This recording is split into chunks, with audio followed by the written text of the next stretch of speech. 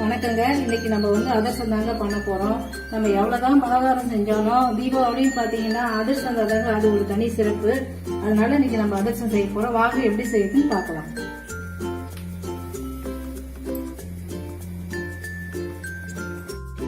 அதிரசத்துக்கு மாவு பச்சரிசி தாங்க நல்லா இருக்கும். அதனால இப்ப நான் இது மாவு பச்சரிசி தாங்க எடுத்துருக்கிறேன். நான் 2 டம்ளர் ஊற வைக்க போறேங்க.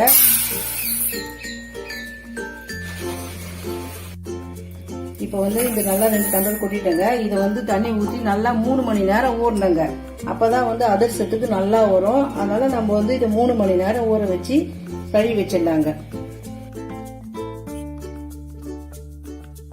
இப்போ நல்லா அரிசி 3 மணி நேரம் ஊறிடுச்சிங்க. அது பாருங்க, ஊற வச்சு நல்லா கழுவி தண்ணி எல்லாம் வடிச்சு வச்சுக்கிறேங்க. இதை காத்தார வைக்கணுங்க. நடுவோட ஒரு காட்டன் கிளாத்ல போட்டு நல்லா இது ஒரு 10 நிமிஷத்துக்கு காத்தார விட்டுட்டீங்கன்னா அந்த ஈரெல்லாம் இழுத்துக்கும்.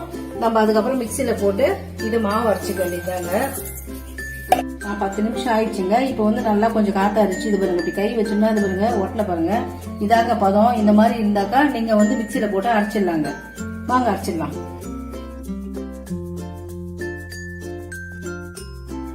இப்ப பாருங்க, எல்லா மாவும் நான் இடிச்சுட்டேன். இந்த மாதிரி ஜெடிச்சிடுங்க. அப்பதான் இந்த மாதிரி கப்பிலாம் நின்றுடுங்க. அப்புறம் அதிரசம் கட்ட போது இது சரியா வராது. அதனால இந்த மாதிரி ஜெடிச்சு கப்பி எடுத்துடுங்க. இப்ப பாருங்க, இந்த மாவு நல்லா பாருங்க நைஸா இருக்குது பாருங்க. இந்த அளவுக்கு இருந்தா நம்ம பாவு கலருக்கு கரெக்டா இருக்கும். வாங்க இப்ப பாவு எப்படி எடுக்கிறதுன்னு பாக்கலாம்.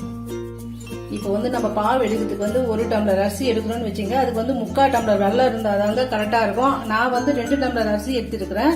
அதனால அதுக்கு நான் 1 டம்ளர் வெல்லம் தாங்க பாவு எடுக்க போறேன். இப்போ நம்ம போட்டு முதல்ல காய்ச்சிடலாம்.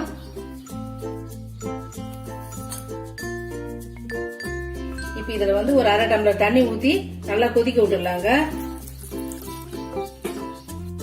வெல்லம் நல்லா கரைஞ்சிடுச்சுங்க. இந்த அளவுக்கு பாருங்க, தண்ணியில கரைஞ்சிச்சு. இப்ப நம்ம மண் இல்லாம வடிகட்டிக்கலாங்க.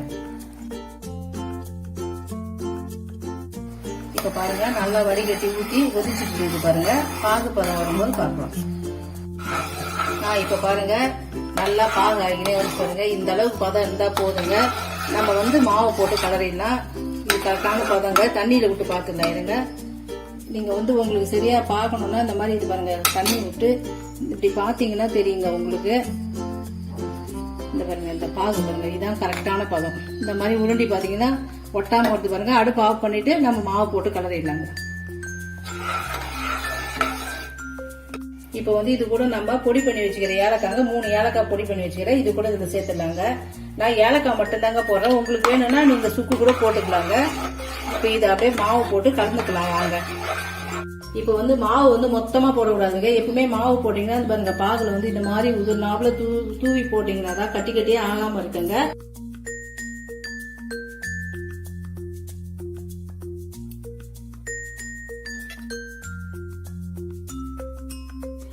இப்ப பாருங்க, எல்லாத்தையும் ஒன்னா கலந்து விட்டுட்டேங்க. கட்டி இல்லாம கரெக்டா வந்துச்சுங்க பதமா.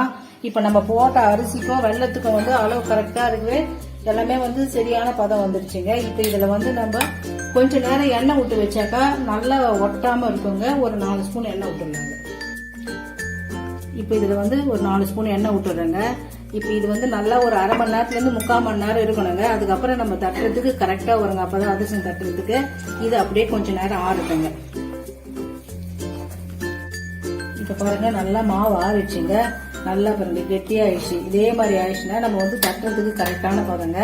இப்ப நம்ம இதை அப்படியே அதிரசம் தட்டுறதுக்கு நல்லா ஈஸியா இருக்கும். தட்டிடலாங்க. இந்த மாதிரியே உருண்டி போட்டுக்குங்க. இப்ப நீங்க போட்டுட்டீங்கனாலே அப்படியே கொஞ்சம் நல்லா காதாரிங்கன்னு வரும். அதுவே கொஞ்சம் நல்லா நிகழ்ந்து வருங்க. முதல்ல உருண்டி போட்டுக்குங்க.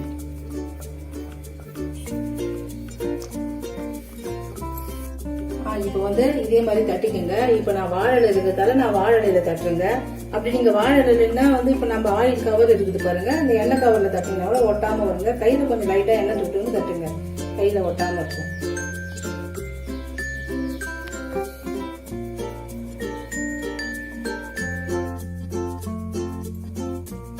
காஞ்சிச்சுங்க. இப்ப நம்ம அதிரசத்தை அதுல போட்டுடலாங்க.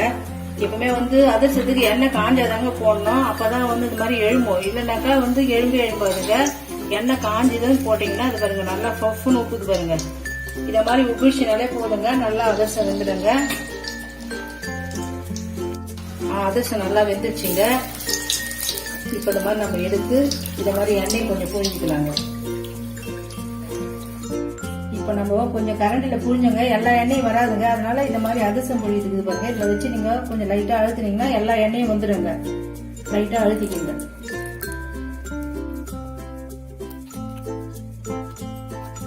இப்போ உங்ககிட்ட வந்து அதிரசம் புளியது எல்லார்கிட்டயுமே இருக்காதுங்க. அது மாதிரி இல்லாதவங்க இந்த அதிரசத்தை இது பாருங்க, இந்த டப்பால வச்சு நீங்க இது பாருங்க ஒரு அழுத்தினீங்கன்னா உங்களுக்கு அந்த எண்ணெய் போயிடுங்க. இதே மாதிரி கூட நீங்க அழுத்திக்கலாங்க. ஏன்னா கையால மொத்தம் அழுத்த முடியாது. இந்த மாதிரி கொஞ்சம் லைட்டா அழுத்திக்கிட்டீங்க.